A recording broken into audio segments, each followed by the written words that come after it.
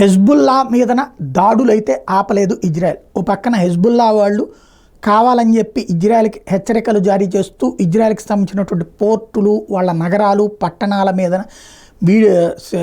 మన వీడియోలు తీసి డ్రోన్ల ద్వారా ఇదిగో మేము ఎక్కడ దాకా రాగలిగాం, మీ ఐరన్ డోమును దాటి మీరేం చేయలేరు అన్నటువంటి సంకేతాన్ని ఇస్తూ మీ భవిష్యత్తులో మీ సంగతి తెలుస్తామంటుంటే ఇజ్రాయెల్ దానికేం భయపడలేదు. ఇజ్రాయెల్ ప్రభుత్వం మరింత అటాకింగ్ మోడ్లోకి వెళ్ళింది.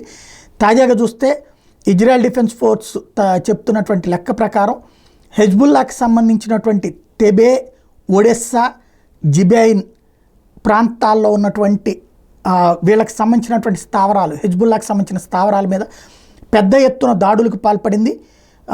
ఓవరాల్గా లెబనాన్ నుంచి ఆపరేషన్ చేయడానికి కీలకమైనటువంటి ప్రదేశాన్ని దెబ్బకొట్టామని చెప్పింది. North command head major general Ori Gordin చెప్తున్నటువంటి లెక్క ప్రకారం ఈ ఆపరేషన్స్ అన్నీ కూడా డైరెక్టరేట్ ఆదేశాల మేరకు జరిగినాయి అని చెప్తున్నారు. పర్టికులర్గా ఇజ్రాయెల్ డిఫెన్స్ ఫోర్స్ జనరల్స్కి పూర్తి స్థాయి అనుమతి ఇచ్చేసింది. హెజ్బుల్లా వాళ్ళ మీదన ఒక రకంగా యుద్ధమే చేయమంది. అంటే ఇప్పటిదాకా హమాస్ మీద జరుగుతున్న యుద్ధం ఇప్పుడు హెజ్బుల్లా మీదకు కూడా వెళ్ళింది. పాలస్తీనాలో జరుగుతున్న యుద్ధం లెబనాన్ మీదకు కూడా వెళ్ళింది.